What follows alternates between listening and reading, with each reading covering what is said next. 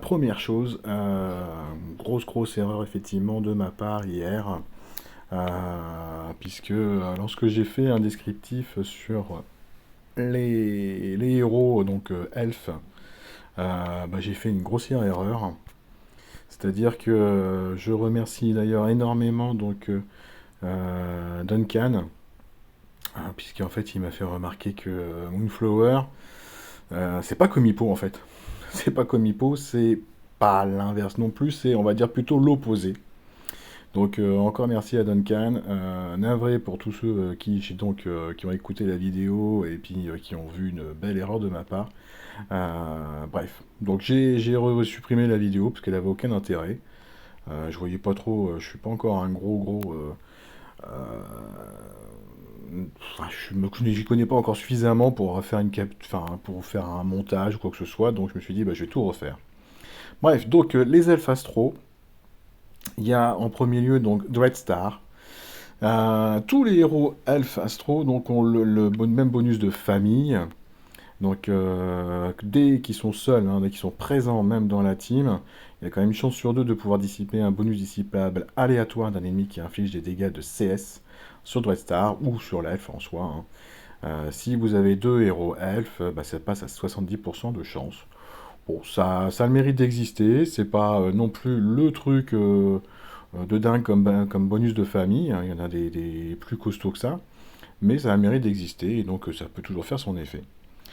Un premier passif donc qui dit que tous les elfes en fait résistent aux baisses de précision. Mais attention, ça ne s'applique pas si c'est un allié qui donne cette baisse de précision, genre les Ranvir, les Wukong, qu'on peut voir et qu'on peut utiliser sur par exemple sur des frappes titans. Ils font une baisse de précision pour augmenter l'attaque. Et enfin, deuxième passif, c'est le partage des dégâts subis. Et alors celui-là de passif, je dois vous dire que je ne sais pas s'il est extra ou s'il est extrêmement mauvais. Puisque moi ce qui me dérange, c'est que vous pourriez avoir donc Dreadstar qui est quasiment tous ses points de vie. Et puis les copains à côté donc qui sont peut-être à genoux, près de mourir. Et puis l'adversaire tape sur Dreadstar et puis finalement ça permet de tuer les autres. Donc je ne sais pas. En début de raid, je pense que c'est très intéressant parce que ça permet de prolonger la durée de vie du héros elfe. Mais à partir d'un certain moment dans le raid, je pense que ça peut être très très casse-gueule. Bref, donc faudra faire des tests, faudra voir ce que ça peut donner en attaque ou en défense c'est un peu compliqué de le voir, mais en tout cas en attaque c'est à tester, c'est à voir, certainement à réfléchir quand est-ce qu'on va l'utiliser, est-ce qu'il y a un risque finalement de tuer tous les autres bêtement? Je sais pas. Voilà. Donc Dreadstar, on revient sur elle, puisque donc c'est un héros sombre, 1013 de puissance. Alors, bon, ça sert à rien que je vous dise, oh là là, il est superbe stats. Ils sont tous autour de 1010, 1015 de puissance, donc ils vont tous avoir de très très jolies stats.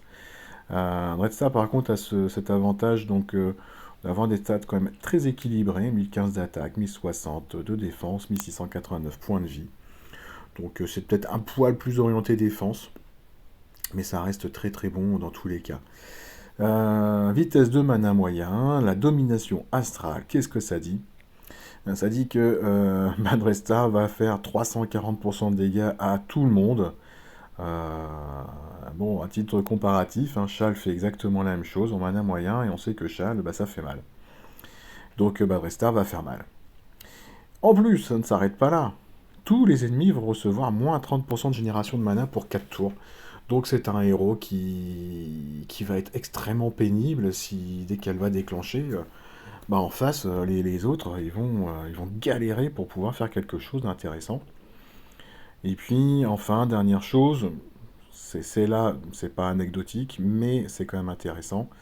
C'est intéressant puisque c'est pas anecdotique. Donc les soins reçus par tous les ennemis diminuent de moins 74% pendant 4 tours. Donc ça peut être très sympa d'aligner une Dreadstar avec des héros qui mettraient par exemple donc des démons. Euh, Parce que les démons, on a besoin de soigner, et puis bah, s'il y a une baisse de soins, ben, les démons vont rester là. Donc, très très bien ce héros. Euh, Moi, je cracherai pas dessus, en tout cas, hein, je dois vous dire. Très sympa. Je pense que ça peut faire un héros en tank ou en flanc.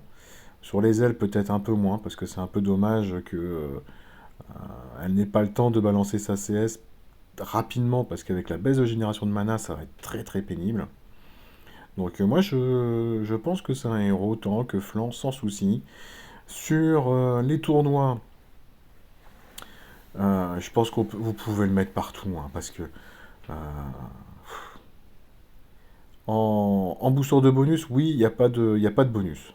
Mais euh, vous allez handicaper l'équipe adverse.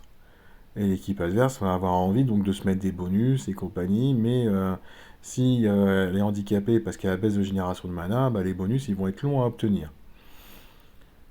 Donc en ruée, bah oui, bien sûr. Bien sûr, puisqu'avec la baisse de génération de mana, elle va être affreuse. Donc moi je la vois très très bien dans ces deux types de tournois. Après, dans la bataille sanglante, peut-être un poil moins d'intérêt, parce que la dernière ligne ne sera pas utile. Mais dans tous les cas, il y a quand même toujours la baisse de génération de mana sur tous. Donc moi je la vois quasiment partout, hein, sans problème. Ensuite, oh là, ça y est, ça a déjà tout défilé. Moonflower. Donc c'est sur ce héros-là hein, que je me suis trompé. Moonflower, donc vert, druides, donc les mêmes passifs, même bonus de famille. Alors un petit peu moins d'attaque. Pour le coup, c'est un peu moins équilibré que le héros précédent. Un petit peu moins d'attaque parce qu'en dessous de 1000, bah, c'est vrai qu'on commence à être de moins en moins habitué. Une défense à 1073, donc ça c'est très résistant. Des points de vie 1720, et là c'est tout nu. Hein. C'est vrai, tiens, j'ai pas regardé Dreadstar, je me suis plus souvenir. Le pouvoir des terres, augmentation d'attaque. Bah écoutez, rien que ça. Moonflower, son pouvoir des terres, c'est une réduction des dégâts, donc bah, ça va le renforcer encore un peu plus. Hein, ça dure 6 tours si je me souviens bien. Ouais, c'est ça. Euh, donc déjà qu'il y a une belle stat de défense, et ben, ça va être encore plus long donc à l'éliminer. Mana rapide, floraison merveilleuse, donc au cours des 3 prochains tours, lorsqu'un ennemi utilise sa CS, et là c'est un ennemi, c'est pas comme gardien Hippo, parce que Hippo c'est un allié, et bien ce personnage va infliger 235% de dégâts à tous. Donc ça veut dire qu'une fois qu'il a déclenché, et ben si vous le rencontrez dans une défense, une fois qu'il a déclenché, surtout ne balancez pas vos CS, hein, parce que... ou alors, si vous balancez votre CS, c'est peut-être dans l'idée que c'est un sniper, et que vous allez peut-être pouvoir le descendre. Parce que si vous l'éliminez, il ne pourra pas donc faire les 235% des dégâts à tous. Mais il faut être sûr de le descendre, hein, parce que vu sa stat de défense et points de vie, et puis un pouvoir d'éther qui est réduction des dégâts si vous le rencontrez en limite break 2, je vois pas beaucoup de snipers qui vont pouvoir être efficaces contre lui. Hein. Donc, bah oui, hein, bien sûr. Euh, ça va être un héros qui va être casse-pied. Donc Hippo était casse-pied parce qu'une fois qu'il avait déclenché, il fallait surtout faire très attention pour que les alliés de Hippo ne puissent pas déclencher, donc il fallait pas leur balancer des tuiles dans la tronche. Mais Moonflower, il va falloir faire en sorte, enfin là pour le coup vous allez pouvoir contenir le puzzle, vous pouvez balancer vos tuiles où vous voulez, mais vous devrez surtout faire très attention à ne pas balancer de CS. Ou alors, il faudra avoir retiré le petit bonus que Moonflower va se mettre et qui indiquera donc cette fameuse ligne hein, où il balance donc des dégâts à tous à chaque fois que quelqu'un va balancer une CS chez l'adversaire. Donc un très très bon héros. Tous les alliés reçoivent plus 35% de génération de mana pour 3 tours, Hippo le faisait aussi. Par contre, moi ce que je crains, c'est qu'on se retrouve peut-être avec des défenses où on aura Hippo et Moonflower. Et alors là, si les deux déclenchent, euh, bah, il va vraiment falloir que vous ayez des héros qui vont retirer les bonus, voire les voler. Ça peut être intéressant d'aller les voler. Par exemple, le dragon, il va voler le dernier bonus dissipa, mais à ce moment-là, ça veut dire qu'il va voler la génération de mana. Il va pas voler ce truc-là. Donc il faudra... ouais, c'est peut-être plus l'idée de retirer le bonus, ça sera peut-être plus efficace, hein. Bref, donc excellent héros. Ah, ça a encore tout tourné, ça me saoule quand ça fait ça. Ensuite, on a Lemonwood, un ranger jaune. À nouveau, on retrouve des stats très équilibrées, un poil orienté vers l'attaque. Ça tombe bien parce que justement, il est mana rapide et il tape. Alors, il tape, il fait 350% de dégâts à la cible. Alors, pour un sniper, 350%, c'est pas énorme, mais ça ne s'arrête pas là, bien évidemment. Il va réduire le mana de la cible de moins 20%. Ça, il le fait automatiquement, c'est sûr. Et ensuite, si la cible a encore 30% de mana après cette réduction, à plus de 30% de mana, et ben l'ACS se réenclenche et il va retaper sur une nouvelle cible avec un petit peu moins de dégâts. Il fera plus de 350, heureusement. Mais il va retaper donc sur quelqu'un d'autre. Et si ce quelqu'un d'autre, ce quelqu'un d'autre va perdre 20% de mana immédiatement. Et si ce quelqu'un d'autre a encore plus de 30% de mana, et ben Lemonwood va encore retaper sur quelqu'un d'autre. J'ai eu la situation lors de l'événement, hein, donc on gagne des pièces là, dans l'événement. Je l'ai rencontré, et ben, je peux vous assurer que entre le fait que tous les 3 tours on perde, je sais plus, 5 ou 10% de mana, c'est déjà suffisamment pénible. Mais en plus, il m'a tapé quasiment sur tous mes héros. Waouh! Heureusement que l'événement n'est pas trop compliqué non plus à terminer. Mais ça m'avait fait. Enfin, j'étais dégoûté quoi. J'avais perdu 20% de mana sur tous mes héros, et puis en plus, ils avaient tous pris la foudre. Donc c'est très très fort, c'est très très bon. Euh, Moi j'aime beaucoup, hein, cette idée donc, de réduire le mana d'un adversaire. C'est toujours intéressant, hein, de retarder donc, la CS adverse. Mais en plus de pouvoir peut-être taper sur plein de héros en plus. Ouais, moi, j'aime beaucoup Finlay par exemple, hein, parce que mine de rien, quand je l'utilise en attaque, c'est parce que je sais qu'en face ils vont se mettre plein de bonus. Voire ils ont déjà les bonus du Limit Break 2 en place. Euh, ouais, moi je me verrais bien avec un Lemonwood en plus, et puis donc de pouvoir taper avec sur tous grâce à Finlay, avec donc une baisse de défense derrière, et puis Lemonwood qui passe et puis qui peut taper un petit peu sur tout le monde si ces héros en face ont plus de 30% de mana après la réduction. Et ben, ça va faire un gros vide en face, hein. Gros vide, hein. En plus donc de ces 3 héros-là, nous avons donc un héros 4 étoiles, Lion String. Lui, il est vert, il est magicien. Il fait la toile des constellations, mana très rapide. Il va mettre 240% de dégâts à la cible et des dégâts mineurs aux ennemis proches. Ouais, bon, bah ok, en mana très rapide, c'est déjà pas mal du tout, hein. Ça va dépoter, hein. Il peut déclencher en situ, donc avec les bonnes troupes. Euh, bah, ouais, bah oui, hein. Si toutes les situines, il vous met 240% dans la tronche, ça va être dur, hein.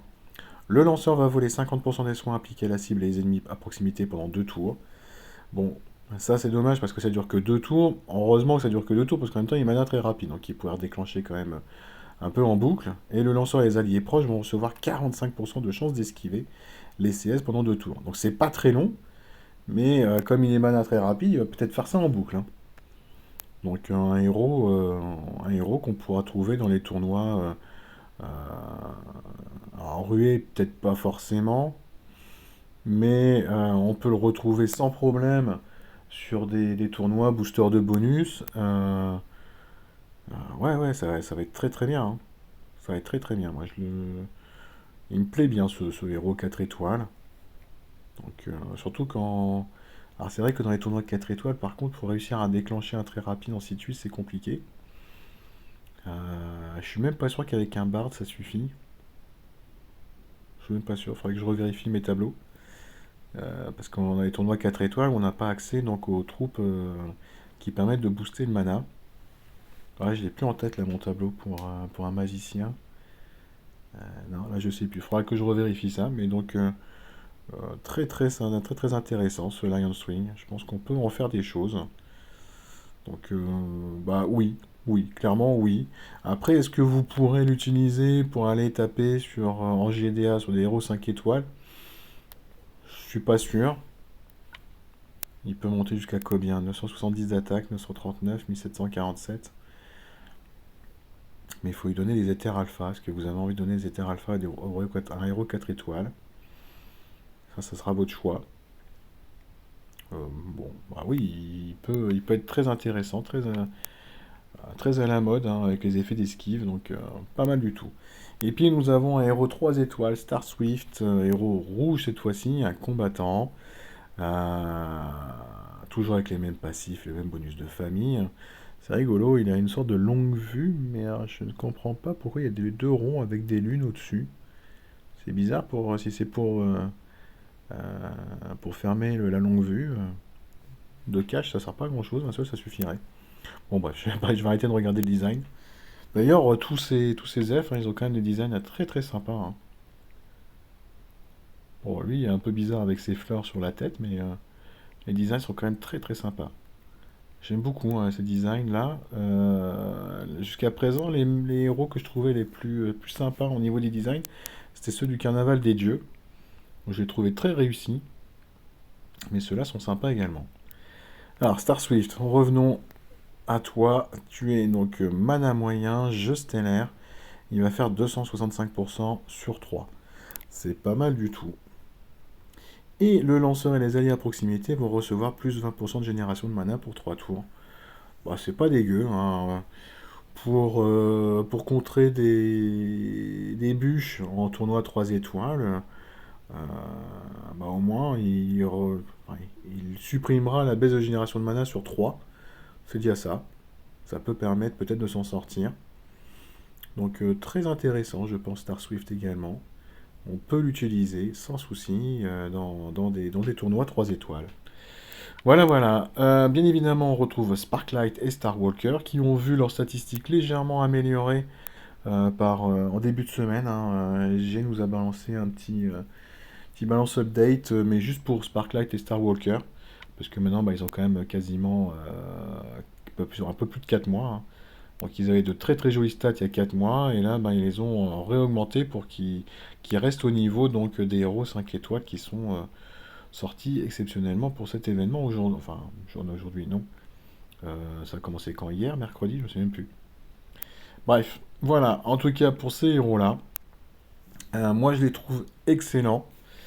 Comme je disais sur ma vidéo, la première vidéo, je pense que ça peut être très intéressant pour ceux qui mettent un peu d'argent dans le jeu, d'aller faire quelques invocations dès à présent, parce que les 5 héros, 5 héros 5 étoiles, d'ailleurs, il y en a un de chaque couleur, bleu, rouge, jaune, vert et son. Ouais, ouais, il y en a un de chaque couleur. Il n'y en a aucun en fait qui est dégueu, en se disant, bon, il est moins bon que les autres. Tous ils sont intéressants. Donc, comme il y a les chances de doubler, bah, mine de rien, vous chopez un elfe 5 étoiles, vous en aurez un deuxième 5 étoiles, toujours un elfe, c'est pas un autre du portail, hein, c'est-à-dire les 5 étoiles classiques. Donc ça peut être très intéressant pour ceux qui mettent un peu d'argent dans le jeu de le faire maintenant, parce que le mois prochain, on n'est pas à l'abri qu'il y ait un héros 5 étoiles qui sorte en plus, qui ne soit pas forcément beaucoup, enfin qui écrase en fait ces 5 là, hein. C'est tout à fait possible qu'on en ait des beaucoup moins intéressants qui arrivent. Là, si vous en chopez un, vous en chopez deux qui sont tous intéressants. Voilà, en tout cas, ça c'est mon avis. Pop, pop, pop. Vous l'avez peut-être constaté. Voilà, j'ai fait effectivement, j'ai craqué. Je me suis dit, bah, tiens, je vais quand même aller chercher une petite offre. Voilà, 3 troupes qui sont arrivées.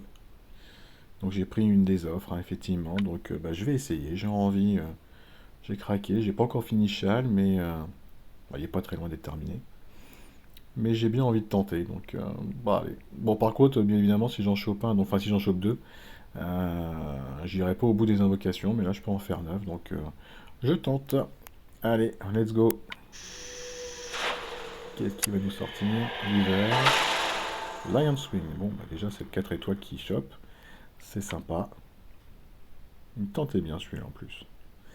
Les esquives en 4 étoiles, j'en avais pas encore. Parce qu'il y a celui des récits inédits, si je me souviens bien, mais je l'ai pas eu. Ok. On continue. Le jaune. Ah ouais, Dawa, ça faisait longtemps que je t'avais pas vu toi, tiens. On continue. Ah, petit Jean, cool. Qu'est-ce que j'aimerais vraiment avoir en fait?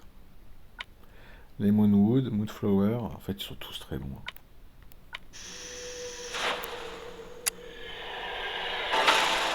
Star Swift, bon bah le 3 étoiles aussi dans la poche. Ok. Encore 5. Ishtak. Le lézard.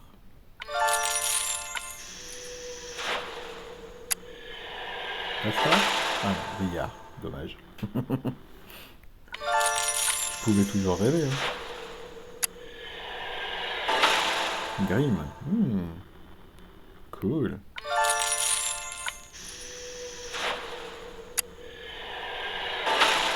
Ah, deuxième Star Swift. Ça ne pas grand chose au deuxième. Allez. Allez, allez, allez, allez. Moonflower. Ah non, Carver. Bon, bah voilà, tant pis pour moi. Ça n'a pas marché cette fois. Bref, c'est pas grave, je suis déjà content. J'ai chopé au moins 4 étoiles, 3 étoiles de l'événement.